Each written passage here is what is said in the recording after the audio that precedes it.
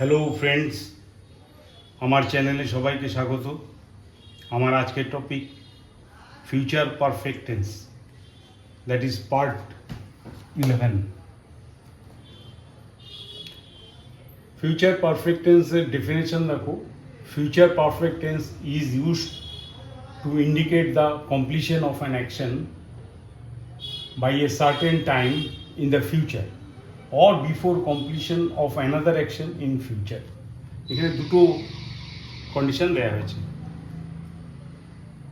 ভবিষ্যৎকালে কোনো নির্দিষ্ট সময়ের মধ্যে বা আগে কোনো কাজ হয়ে যাবে বোঝালে, অর্থাৎ ভবিষ্যৎকালে কাজটা হবে ভবিষ্যৎকালে এবং কোনো একটা সময়ের আগে ভবিষ্যতে এরকম বোঝালে, বা ভবিষ্যতে দুটো কাজ সম্পন্ন হবে এমন বোঝালে, যে কাজটি আগে পুরো হয়ে যাবে সেই কাজটির ফিউচার পারফেক্ট টেন্স হবে। মানে আশা করি তোমাদের কাছে ক্লিয়ার হয়েছে। আমি টাইম লাইনটা দেখিয়ে বুঝিয়ে দিচ্ছি। দুটোই ফিউচারে, দেখো দুটোই কিন্তু ফিউচার অ্যাকশন এখানে দেখানো হচ্ছে। এ বি দুটো ফিউচার অ্যাকশন। এদিকটা পাস্ট, এটা প্রেজেন্টে স্পিকার বলছে। কি বলছে স্পিকার? আমি কাজটি করে ফেলবো বাবা বাড়ি আসার আগে। স্পিকার বলছে আমি কাজটি করে ফেলবো বাবা বাড়ি আসার আগে। এখন দেখো 12টার সময় বলছে কথাটা। 12টার সময়, এখন ধরো 12টা বাজে, এখন বলছে যে আমি বলছি স্পিকার যে আমি কাজটি করে ফেলবো বাবা বাড়ি আসার আগে।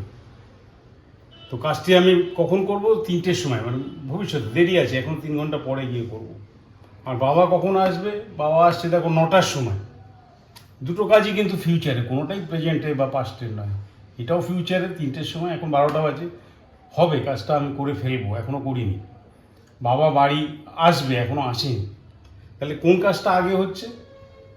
আমি কাজটি করে ফেলবো, আমার এই কাজটা যেটা 3 PM হচ্ছে, এই কাজটা আমি করে ফেলবো। এইটার সঙ্গে তোমাকে কি করতে হবে? ফিউচার পারফেক্ট টেন্স ব্যবহার করতে হবে এই কাজটার সাথে। এখানে দুটো কাজ বোঝাচ্ছে, এখানে কিন্তু সময় হয়নি, দুটো কাজ অ্যাকশন। একটা অ্যাকশন আগে হচ্ছে আর একটা অ্যাকশন পরে। একটা 3টের সময় হচ্ছে আর একটা 9টার সময় হচ্ছে। যেটা আগে হচ্ছে তার আমি করছি। দেখো আমি কাজটি করে ফেলবো, এই কাজটা 3টের সময় আমি কাজটি করে ফেলবো। I shall have done the work. I shall have done the work কখন? বিফোর ফাদার কামস হোম, 9টার সময়। 9টার সময় আসবে, তার আগেই আমি 3টে করে ফেলছি। করে ফেলবো, ফেলছি না, করে ফেলবো, দুটোই ভবিষ্যতের ব্যাপার। তো I shall have done the work, আমি কাজটা সম্পূর্ণ করে ফেলবো। বিফোর ফাদার কামস হোম, বাবা বাড়ি পৌঁছানোর আগেই আমি কাজটা করে ফেলবো। তাহলে বুঝতে পারলে দুটো ঘটনাই ভবিষ্যতে ঘটবে। এই ঘটনাটা আগে ঘটবে আর এই ঘটনাটা পরে। পরের ঘটনাকে দেখো সিম্পল প্রেজেন্ট টেন্স দিয়ে বোঝানো হয়েছে, আর এইটাকে তোমার প্রথমের যে অ্যাকশানটা যেটা আগে হচ্ছে সেটা ফিউচার পারফেক্ট টেন্সে নিয়ে যাওয়া হয়েছে। কী হয়েছে? I shall have done the work, আমি কাজটা করে ফেলবো বিফোর ফাদার কামস হোম, বাবা বাড়ি আসবে তার আগে। তো এই স্ট্রাকচারটা দেখো, সাবজেক্ট আই, শ্যাল হ্যাভ বা উইল হ্যাভ, আই এর সঙ্গে শ্যাল হ্যাভ বসেছে, এটা হচ্ছে অক্সিলারি ভার্ব। ডান মেন ভার্বের V3 ডু ডিড ডান। হ্যাঁ, ডু ডিড ডান। ডু মানে করা, ডিড মানে করেছিল, ডান মানে করা হয়ে যাবে, এরকম বোঝাচ্ছে এখানে। I shall have done the work, আমি কাজটা কমপ্লিট করে ফেলবো বিফোর ফাদার কামস, এটা হলো পরের কাজটা, যেটা পরে গিয়ে হবে সেই কাজটা, বিফোর ফাদার কামস হোম। এটাকে আমি সিম্পল প্রেজেন্ট টেন্স দিয়ে বোঝাচ্ছি। এটাকে actually adverbial clause, adverb of time বোঝাচ্ছি।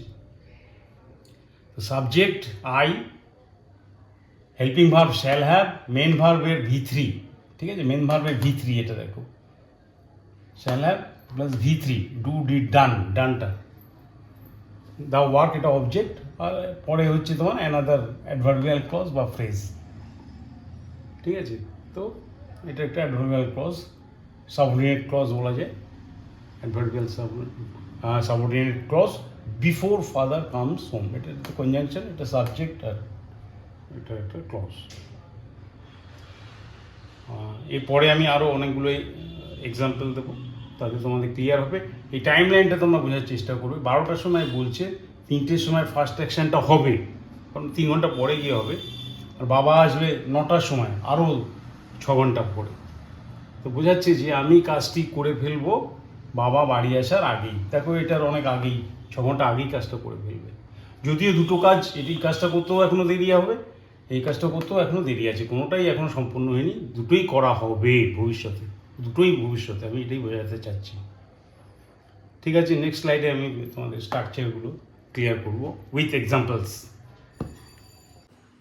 আমি এখানে দুটো এক্সাম্পল দিয়ে বোঝাচ্ছি, আর এই স্ট্রাকচার পার্টটা তোমরা সবসময় ফলো করবে।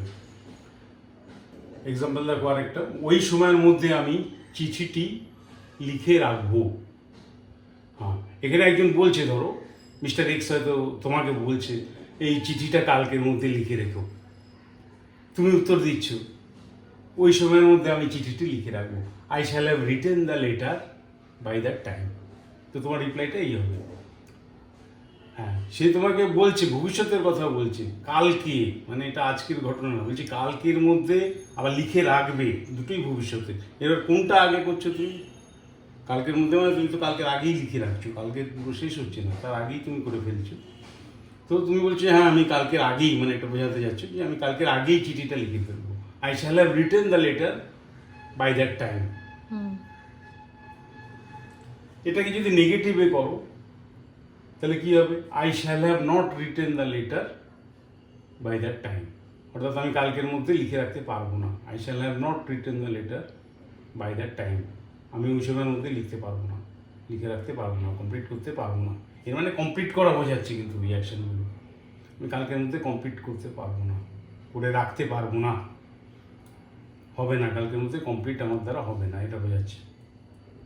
ইন্টারোগেটিভ যদি করো, শ্যাল, এই শ্যালটা আগে আসবে, shall I have written the letter by that time. আমি কি এটা লিখে রাখতে পারবো? নিজের ওপরেই কোশ্চেন হচ্ছে, আমি কি একটা কালকের মধ্যে লিখে রাখতে পারবো বা ওই সময়ের মধ্যে লিখে রাখতে পারবো? Shall I have written the letter by that time.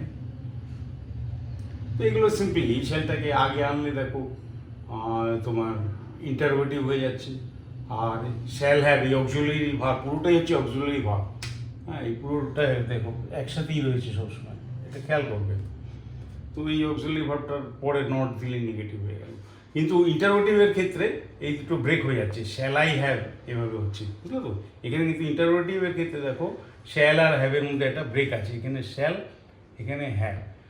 হ্যাঁ, কিন্তু নেগেটিভের ক্ষেত্রে দেখো কোনো ব্রেক নেই, একসাথেই রয়েছে, বুঝলো তো? নেগেটিভের মধ্যে দেখো একসাথেই রয়েছে, ইন্টারোগেটিভের ক্ষেত্রে শ্যালটা আগে আসছে। আচ্ছা, সেকেন্ড এক্সাম্পল দেখো, তুমি তার সাথে দেখা করার আগে সে জায়গাটি ছেড়ে চলে যাবে। তুমি তার সাথে দেখা করার আগে সে জায়গাটি ছেড়ে চলে যাবে। এটা ঘটনাটা বলছে, তুমি বলছো আমি 15 দিনের মধ্যে তার সাথে দেখা করবো।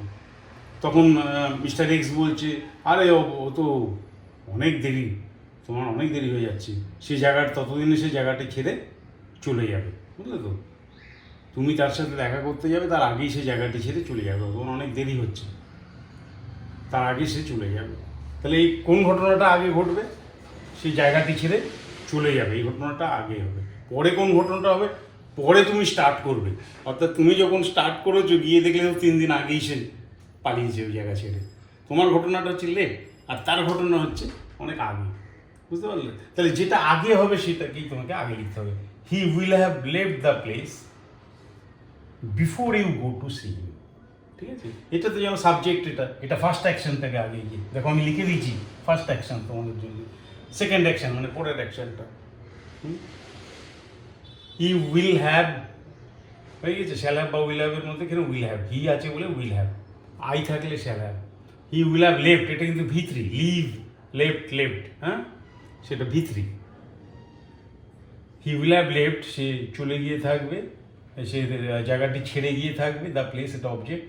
Before you go to see him, তুমি তার সঙ্গে দেখা করতে যাবে, তুমি বেরিয়েছো তার আগেই সে চলে গিয়ে থাকবে, তুমি যখন বেরোবে তার আগেই সে জায়গাটি ছেড়ে চলে যাবে। ঠিক আছে, তাহলে এটা একটা before you go to see him, এটা একটা ক্লজ, ঠিক আছে, অ্যাডভার্বিয়াল ক্লজ। আচ্ছা, ইন্টারোগেটিভ যদি করো, এটাকে সিম্পলি উইলটাকে আগে আনবে। Will he have left the place before you go to see him? সে কি জায়গাটা ছেড়ে চলে গিয়ে থাকবে তুমি যাওয়ার আগে? সে কি পালিয়ে গিয়ে থাকবে? Will he have left the place, সে কি জায়গাটি ত্যাগ করে থাকবে before you go to see him? তুমি যখন তাকে দেখতে যাবে তার আগে কি সে জায়গাটি ছেড়ে চলে গিয়ে থাকবে? ইন্টারোগেটিভ। আবার তুমি যদি বলো এটাকে নেগেটিভে, তো হি উইল হ্যাভ নট লেফট, নটটা পরে আসবে, এই দুটো একসাথেই রাখবে, ঠিক আছে, উইল হ্যাভটা একসাথে তখন, কিন্তু এখানে দেখো ব্রেক হয়ে গেছে। নেগেটিভ যখন করবে তখন এটা একসাথে দেবে। He will have not left the place before you go to see him, সে জায়গাটা ছেড়ে চলে যাবে না, তুমি তার সঙ্গে দেখা করতে যাবে তার আগে সে পালাবে না, জায়গা ছেড়ে যাবে না, ঠিক আছে। আরও দুটো এক্সাম্পল দিচ্ছি। আগের যে বাক্যটি তোমরা দেখলে, তুমি তার সাথে দেখা করার আগে সে জায়গাটি ছেড়ে চলে যাবে, এখানে দুটো অ্যাকশন উল্লেখ করা ছিল। একটা আগে সে জায়গাটি ছেড়ে চলে যাবে, সেটা আগে হয়েছিল, আর তুমি দেখা করতে যাবে সেটা পরে, তুমি লেট হয়ে যাচ্ছ পরে।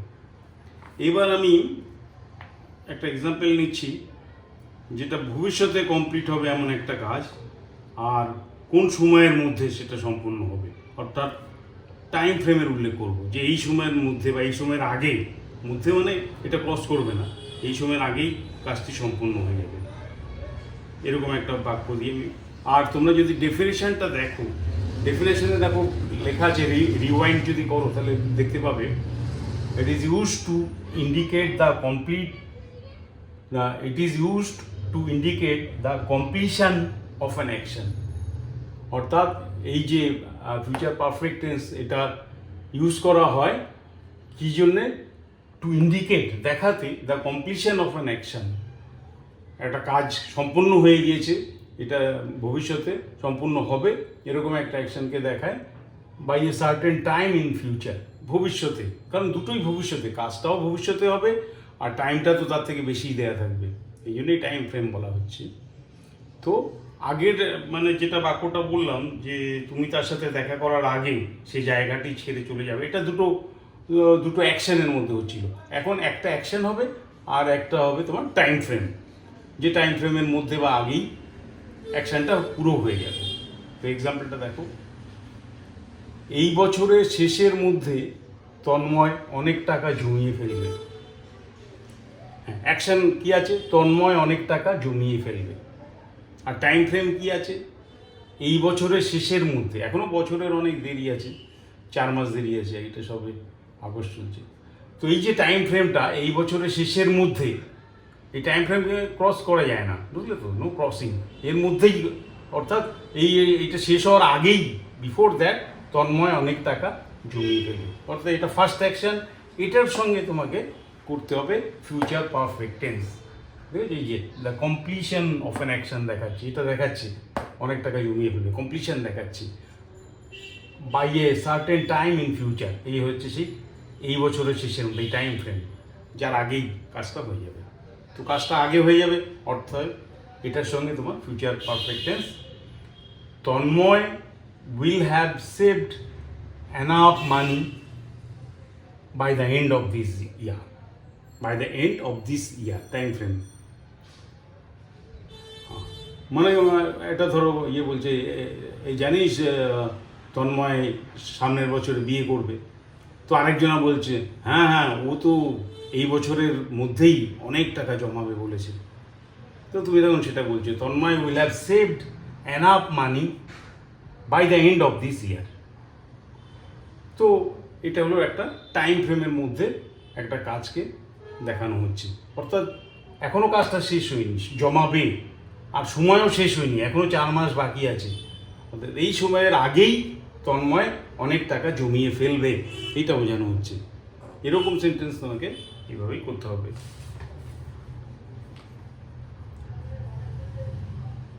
যেটা তোমাকে প্রথমে একটা আমি দিয়েছিলাম, দেখো যে I will have written the letter by that time, এটাও সেই টাইম ফ্রেমের ব্যাপার। এটাতেও একটাই action, I shall have written the letter by that time. By that time হচ্ছে টাইম ফ্রেম, তার আগেই একটা সময় দেওয়া ছিল, এই কালকের মধ্যে চিঠিটা কিন্তু লিখে রাখবে। তো সে বলছে হ্যাঁ, I shall have written the letter by that time. তো বুঝতে পারলে টাইম ফ্রেম কী জিনিস আর দুটো অ্যাকশনের মধ্যে কীভাবে বোঝানো হয়। আচ্ছা, এবার আশা করি ভিডিওটা তোমাদের ভালো লেগেছে। আর একটাই ভিডিও এখন বাকি আছে, সেটা হচ্ছে ফিউচার পারফেক্ট কন্টিনিউয়াস টেন্স, আর সেটা আমি পার্ট 12 দিয়ে শুরু করব শীঘ্রই। বেশি করে শেয়ার, সাবস্ক্রাইব আর ইয়ে করো, লাইক করো। আমার সঙ্গে এতক্ষণ থাকার জন্য ধন্যবাদ।